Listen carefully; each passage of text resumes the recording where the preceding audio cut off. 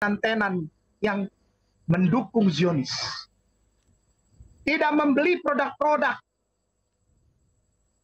yang mendukung Zionis. Odol atau pasta gigi, banyak yang lain. Sabun, banyak yang lain. Air mineral, banyak yang lain. Kayak nama, nggak usah basa-basi lah. Blokir kamu punya WhatsApp, blokir kamu punya Instagram, blokir kamu punya YouTube. Bilang Deddy Kobuser tuh blokir dia punya YouTube itu.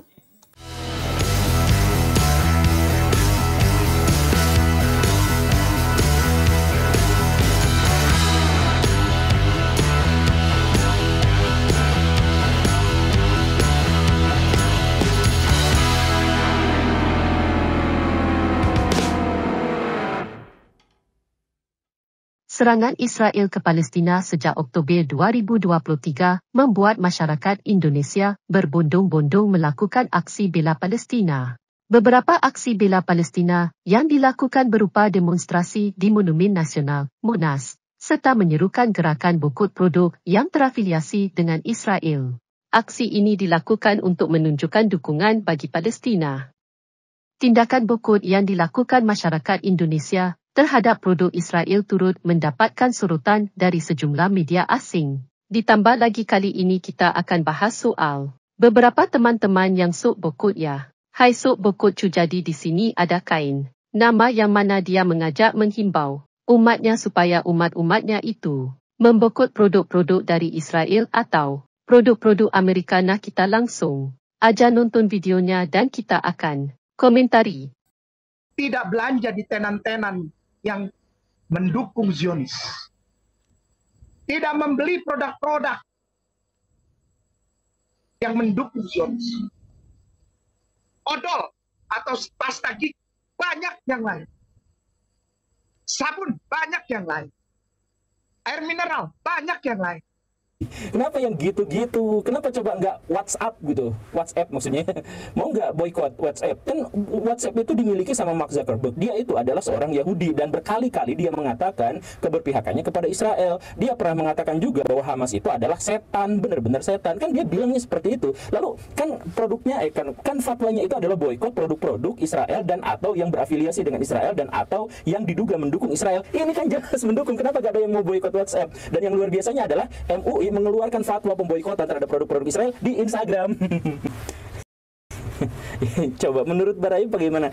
Odol atau pasta gigi, banyak yang lain.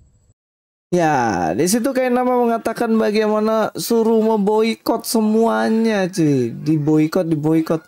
Tapi jawaban telak dari Guru Gembul oke juga tuh. Dibilang kalau boikot ya masa nanggung-nanggung odol yang diboikot, sabun diboikot, barang-barang diboikot. Padahal WhatsApp tuh loh, WhatsApp, Facebook, Instagram itu siapa yang punya? Siapa yang punya 3 barang ini? Yang punya adalah Mark. Mark itu adalah orang Yahudi. Yang mana dia orang yang kaya banget. Dia yang punya 3 aplikasi ini. Bahkan lebih konyol dan lucunya lagi, ternyata pengumuman pemboikotan barang-barang Yahudi itu diumumkan melalui Instagram. Ini benar-benar konyol lah. Instagram itu loh punyanya orang Yahudi. Suruh boikot barang-barang Yahudi, tapi kenapa Instagramnya sendiri kok dipakai, digunakan dan tidak diboikot? Nah ini kan namanya munafikun. Munafik. Anda munafik karena Anda suruh memboikot barang-barang tapi dipakai barangnya. Apa ini ya? Orang begini ya. Aduh, tapi saya ada jawaban. Kenapa mereka ini tidak memboikot YouTube? YouTube itu kan Amerika ya. Nah, saya punya itu nih. Ini dia. Ini kan silver play button-nya. Iya kayaknya ya, bener ya. Nggak salah ya. Nah, ini kan dikirim langsung dari Amerika. Teman-teman YouTuber semua tahu bahwa barang ini dikirim bukan dari Indonesia, cuy. Ini dikirim langsung dari sono, dari Amerika.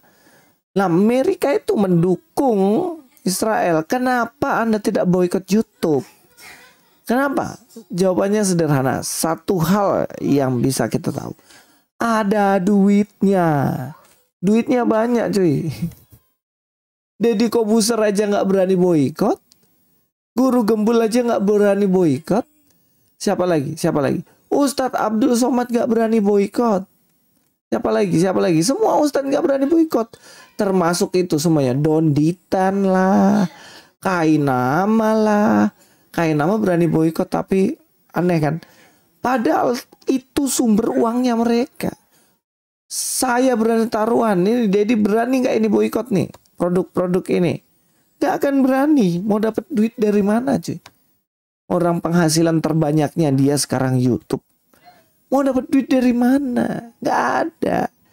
Makanya stop lah. Bikin-bikin diri mau boikot ini, boikot itu. Nanti kalian yang diboikot. Jadi apa? Mau makan apa kalian? Gak ada duit. Nah jadi gak usah boikot-boikot. Mari kita dengar ya komentarnya dari Deddy. Dia gak berani boikot sih. Dan nggak nolong juga Anda boikot tuh nggak nolong. Apa misalnya Starbucks? Anda boikot apa? Gue mau nanya produk Israel apa sih yang ada di Indonesia? McD. Israel? Oh, enggak sih ya. Amerika ya. Amerika bantu mana? Israel. Bantu Israel. Katanya begitu. Ya boikot ya produk Amerika. Jangan lo pakai nih Mike. Tara, Deddy Kobuser nggak berani boikot cuy. Ini orang yang satu tadi tuh siapa ya? Aku nggak kenal sih. Tapi dia itu ya seperti itulah. Dia sebenarnya mau boikot juga barang-barang itu. Cuman dibilang kan jangan pakai mic ini lah. Mic juga kan penemunya siapa. Terus itu juga produk dari mana. Jadi konsisten dong. Saya sih sebenarnya senang ya kalian boikot produk-produk itu. Tapi konsisten. Semuanya harus boikot supaya kalian semuanya jatuh miskin. Ya seperti itu kira-kira. Makanya kalau nggak konsisten, nggak berani konsisten soal boikot memboikot, nggak usah sok-sokan memboikot. Ini kita lihat ya, ada kejadian menarik. Kita akan lihat.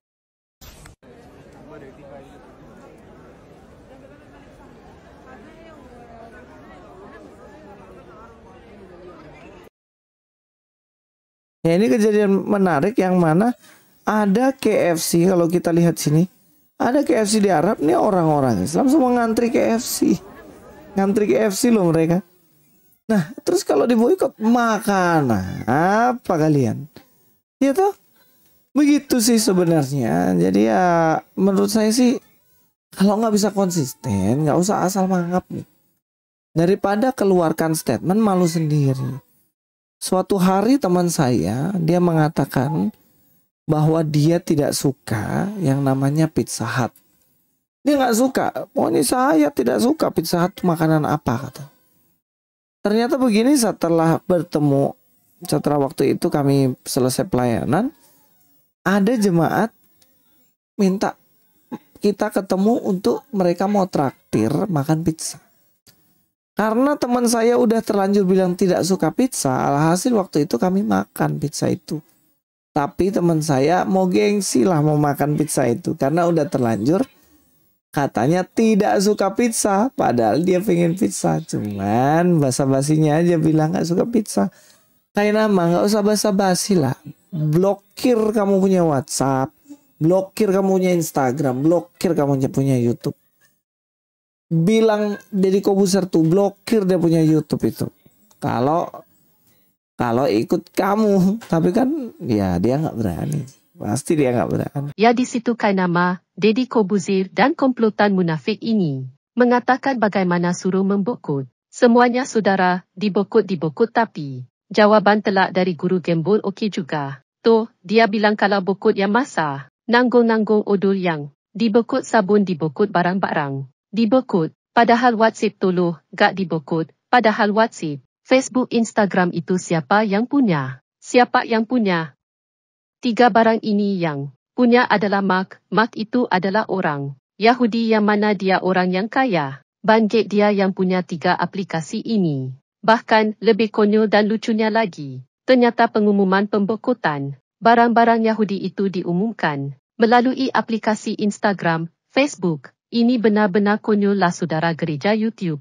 Instagram itu lo punyanya orang Yahudi. Suruh bokot barang-barang Yahudi tapi, kenapa Instagramnya sendiri kok masih dipakai? Digunakan dan tidak dibokot, nah ini kan, namanya munafikun. Munafik Anda, munafik karena agama, nah Anda. Suruh membokot barang-barang tapi ujung-ujungnya, dipakai juga barangnya, apa ini tanda-tanda akhir zaman? Miris ya, yang saya bingungkan kenapa kayak Deddy Corbuzier, Ustadz Kainama, Ustadz Somad dan para majelis ulama Indonesia gak membokot YouTube aja sekalian. Mereka, ini tidak membokot YouTube, YouTube itu kan milik Amerika. Ya begitulah saudara. Kalian jangan lupa tuliskan tanggapan soal ini. Kenapa gak bokot YouTube aja? Cukup rupiah 10,000 per pekan, puji Tuhan kita dapat menjadi dampak. Menjadi bagian pembagian Alkitab gratis. Saudara gereja YouTube mau enggak ambil bagian dalam program membagikan 1 juta Alkitab gratis di Indonesia? Saya percaya pasti mau. Dari gereja YouTube buat gerakan membagikan 1 juta Alkitab ke seluruh pelosok Indonesia. Pasti saudara mau satu Indonesia faham Alkitab. Kita punya sebuah program membagikan 1 juta Alkitab gratis di Indonesia. Yak jadikan Indonesia dengan membagikan Alkitab. Membagikan kabar baik dan pastinya kita mau membagikan Alkitab dengan bentuk fisik. Nah ini, kalau kita bersama-sama dukung ini bisa bergandengan tangan, kita gunakan channel gereja YouTube untuk terus bergerak maju dan berdampak mewujudkannya bersama. Misinya apa? Kita ingin mencetak 1 juta orang yang hafal dan haus akan firman Tuhan yaitu melalui Alkitab gratis. Nah kalau ini bisa, terjadi 1 juta penduduk Kristen. Indonesia bisa membaca Alkitab maka kalikan 10. Maka 10 juta orang akan membaca Alkitab, membaca firman Tuhan. Dengan itu, ini tidak akan terwujud kalau tidak dengan cara bergandengan tangan. AYO saudara-saudara gereja YouTube kita gunakan channel gereja YouTube untuk terus berdampak dan melayani lebih lagi. Dukung program ini, agar kita bisa membagikan 1 juta Alkitab gratis di Indonesia dengan cukup sisihkan rupiah 10,000 per pekan, puji Tuhan kita dapat berbagi, berdampak memuliakan nama Tuhan Yesus. Yak ikutan detailnya ada di KOLOM deskripsi atau bisa melalui rekening gereja YouTube, yang dinaungin atas nama Yayasan Cipta Pelita nomor Bank BRI, 04210034205666, dengan menulis P8, artinya program ke-8 gereja YouTube. Mungkin itu pengumuman kali ini. Saya Abdullah dan semua tim pelayanan di gereja YouTube dan Yayasan Cipta Pelita mengucapkan banyak terima kasih. Tuhan Yesus memberkati.